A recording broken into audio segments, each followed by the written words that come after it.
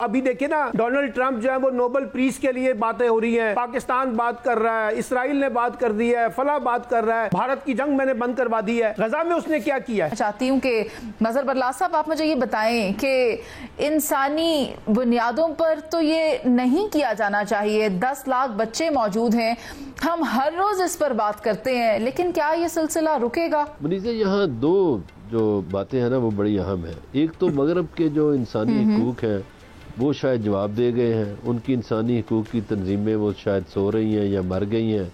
दूसरा ये जो मुस्लिम उम्मा हमारे वक्त गाते रहते हैं, ये अम्मा जो है ये पता नहीं कब बच्चों को खाना खिलाएगी। तीसरा मैं ये कहूँगा कि ये शहजाद हुसैन भट्ट साहब से गुजारिश करूँगा कि वो इसहाक डार से टेलीफोन पर बात करें कि वो अमेरिका से आते आते गजा में भी हो आए, और मियाँ शहबाज शरीफ साहब से भी कहें। ये इंसानों का मसला है और इंसानों से फिर मुसलमानों का भी मसला है। हमारे बच्चे हैं और हम बेसैयद मुसलमान एक दीन के तहत, एक फार्मूले के तहत बंधे हुए हैं। इसमें हम सारे गुनाहगार हैं। क्यों नहीं कर रहे? हमारे पास तो चलो इख्तियार नहीं, तो ये जो बाइख्तियार है पाकिस्तान के, इनके नाम मैंने लिए हैं, तो भट्ट साहब उनको एक एक फ़ोन कर दें कि भाई वो जाएं और मदद करें वहाँ बच्चों की, वरना 10 लाख बच्चे चले जाएंगे। ये नस्ल कुशी हो रही है वैसी ही जैसी बोस्निया में की गई थी। ये प्री प्लान किया जाता है सारा काम। वो भाई OIC किधर सोई है? ये एक मुस्लिम मुल्क है, वो आप क्या किरदार अदा कर रहे हैं? आप सोए हुए हैं। आप बेदार कब होंगे? जब वो 10 लाख चले जाएंगे फिर बेदार होंगे आप। मैं अपनी हुकूमत से मैं भी मुतालबा कर रहा हूँ कि भाई शहजाद हुसैन भट्ट साहब की भी राय ले लेते हैं। शहजाद भट्ट साहब की भी राय ले लेते हैं। भट्ट साहब, आप मुझे बताएं कि फ्रांस की तरफ से कबूल कर लिया गया है फलस्तीन को बतौर रियासत। अब इसके बाद क्या ये सिलसिला चल पड़ेगा? क्या सबकी जानिब से फलस्तीन को कबूल किया जाएगा? कौन कौन से ममालिक होंगे जो फलस्तीन को तस्लीम करेंगे? शुक्रिया मुनीज़े। सबसे पहला फिक्रा तो मुनीज़े ये है कि गजा में कहत के करीब नहीं है, वहाँ कहत ज़दा गजा हो चुका है। अब अगर कहत ज़दा हो चुका है तो 24 लाख से ज़ायद जो फ़लस्तीनी हैं, 11 लाख बच्चे हैं, जैसे आपने भी फरमाया है, वो मौत के करीब पहुंच चुके हैं।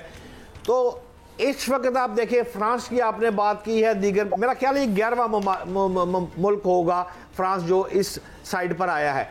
लेकिन सवाल ये है कि अब उनको भी खौफ आना शुरू हो गया है। आप ब्लूमबर्ग की रिपोर्ट पढ़ ले कि जो इस वक्त गजा में आलूदा पानी है, जहरीली मिट्टी है, बीमारियां फैलने वाला कचरा जमा हो चुका है, लोगों के पास कफन नहीं है, लाशों के अंबार लगे हुए हैं। ये सारी चीज़ें ये अब उन ममालिक में भी जानी है। ये वहाँ भी माहौलियाती तबाही जो है, गजा के सरहदी इलाकों से बाहर भी असरात मुरतब होने हैं।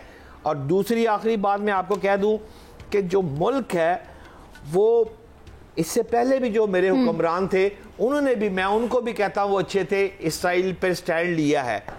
इस वक्त भी हम इसराइल के साथ स्टैंड ले रहे हैं इस बात पर कि फलस्तीन जो है वो हमारा भाई है। जिस तरह कश्मीर हमारा भाई है, इस तरह फलस्तीन है। अगर ईरान पे कोई प्रॉब्लम आई है तो पाकिस्तान साथ खड़ा हुआ है। अगर पैलेस्टाइन पे कोई प्रॉब्लम आई है, मेरी इत्तेफाक है, रात को मेरे जमात इस्लामी हाफिज नईम रहमान से बात हो रही थी, कहता हमारे ट्रकों की एक लंबी लाइन लगी हुई है और वो रास्ता नहीं दे रहे, यानी कि पाकिस्तानी, मैं गवर्नमेंट की बात नहीं कर रहा हूँ कि अगर छोड़ दे, मैं सिर्फ एक जमात इस्लामी की बात कर रहा हूं कि ट्रकों की लंबी लाइन बकौल हाफिज नईम रहमान साहब के मुताबिक कि वहां खड़ी है, हमें रास्ता नहीं मिल रहा। अब सिर्फ बजोरे ताकत ही है ना, तो या फिर जो अमेरिका में 2 बच्चे कह रहे हैं कि आप हमारे अब्बू को छोड़ दो, हम आपको इसराइल को तस्लीम कर लेंगे, वो वाली कहानी कर लो फिर। सलमान आबिद साहब, बड़ी संजीदा बात की गई है। एक पैगाम पहुंचाया गया है तुर्की की तरफ से इसराइल को कि अगर शाम पर दुरूज कबीले के हवाले से दोबारा कोई इकदाम उठाया जाता है तो फिर तुर्की उसका जवाब देगा। लेकिन सवाल ये है कि इसराइल की सरपरस्ती कौन करता है? अमेरिका।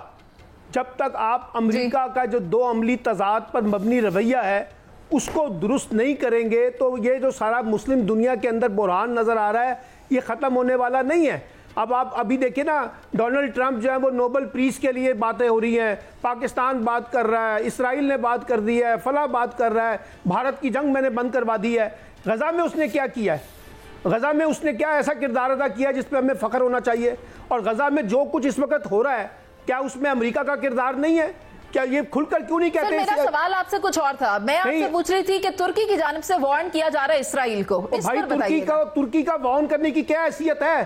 तुर्की डायरेक्ट अमेरिका के खिलाफ बात करे ना, जिसने ये सारा मसला रचाया हुआ है। और ये जो मुस्लिम दुनिया जिसकी अभी बात कर रहे थे मजहर बल्लाज साहब, वो कहाँ सोए हुए हैं? वो कहाँ पे बैठ के बात कर रहे हैं? यूरोपीय ममालिक कहाँ खड़े हैं? ये सारे, मैंने कहा ना कि मुजम्मती करारदाद तक, अफसोस तक तो रहते हैं, अमली इक़दामात करने के लिए तैयार नहीं है। अमेरिका से दो टोक बात करने के लिए तैयार नहीं है। ग्रेटर इसराइल की बात तो की जा रही है, लेकिन इस ग्रेटर इसराइल में इसराइल की जो सरपरस्ती की जा रही है और गजा के अंदर जो कुछ हो रहा है और जो कुछ वहां पर वहशियाना बर्बरियत इसराइल ने मचाई है, उस पर तो कोई दुनिया बात नहीं करती, उसमें तो खामोशी है। अक़वाम मुत्तहिदा जैसे इदारे भी बेबसी का इज़हार कर रहे हैं। तो ये जो सारी बेबसी है, इसके पीछे जो है अमेरिका की एक सुपर ताकत है जो इसराइल की सरपरस्ती कर रहा है। जब तक अमेरिका इसराइल को लगाम नहीं देगा, ये तमाम मामलात खत्म नहीं होंगे।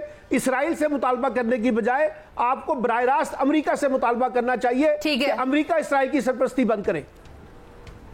ठीक है, यानी कि अमेरिका इसराइल की सरपरस्ती कर रहा है। और हमने माजी में भी देखा कि एक प्रपोजल सामने आया था कि इस इशू को किस तरह से रिजॉल्व किया जा सकता है। सारा जी, आप मुझे ये बता दें, ये प्रपोजल तो आया था कि ये गजा में जंग को किस तरह बंद किया जाएगा, इसराइल के क्या तकाजे हैं, गजा को क्या दिया जाएगा, मगर अमेरिकी सदर तो उस पर भी अमल नहीं करवा सके।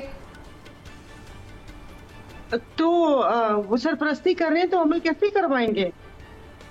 अभी वापस आज तो माशाल्लाह सलमान आबिद साहब ने वो कहते हैं कि तमाम दिल की बातें कह दी, मेरे दिल की बातें भी कह दी कि जब वो वहां पर इंडिया में जंग बंदी की बात कर सकते हैं तो यहाँ पर इसका मतलब है कि वो आपकी ट्रंप साहब की बात भी सुनने के लिए तैयार नहीं है नेतन्याहू। बाकी आपने सवाल उनसे किया था ये तुर्की के लिए, तुर्की को तो छोड़ ही दें, मतलब एक बयान दाफ दिया और क्या अब वो कहानी चली गई कि जो हम आपको भी मुस्लिम उम्मा का लीडर समझते थे। और बाकी ये आजमाइश उनकी नहीं है, ये आजमाइश ये जो हम सो कॉल्ड मुस्लिम दुनिया या मुस्लिम ममालिक है, ये हमारी आजमाइश है।